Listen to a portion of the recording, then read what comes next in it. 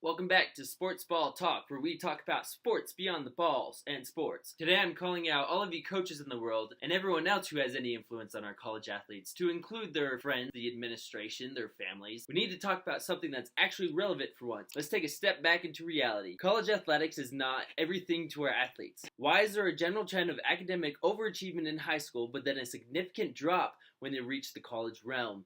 Statistics might blame the coaches and administration. You see, in high school, student athletes often perform better than their peers, not because of the sport that they played, but because of the general sense of well-being they got from playing a sport. The relationships that they formed between their peers, coaches, even their families showed a direct correlation to their academic performance.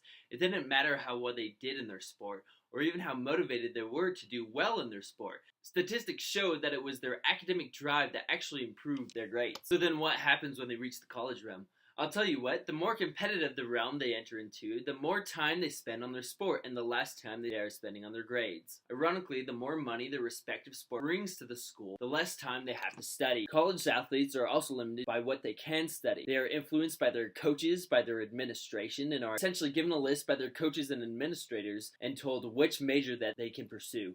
You would have to be crazy to study science, technology, engineering, or mathematics field while playing football or basketball at a Division I school. They simply do not have that option.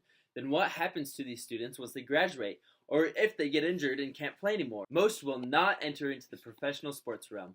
They'll be stuck with an easy degree that they didn't want to get in the first place and unable to find a good paying job, provide for their families, and contribute to society. Now, not all college athletes have this problem. Studies show that women college athletes consistently outperform their peers academically. Why? Honestly, no one is really sure, but I can give you a personal example as to why I think that is. My wife received a full ride to play soccer at a Division II school in New Mexico. She started as a freshman and was playing up to 80 minutes a game. She received offers to play in several Division I schools, but they didn't offer very much money. After a year playing there, she decided that it was more important for her to pursue higher education than to play soccer, to the dismay of her coach. Her coach, to this day, still begs her to come play for him. He is so concerned about her participation in a sport that can't produce a financial future so that his team can look good. It is completely and utterly selfish. Luckily, she is an intelligent individual and obviously denied his offers and is now pursuing a doctorate of pharmacy at the University of Utah. Maybe women are just more intelligent than men. I think we all know that. So maybe we should take into consideration the futures of our students and support their decisions to receive a higher education and encourage them to perform well in their schooling. Because after all, it is the most important aspect of attending a university, regardless of how good you want your team to be.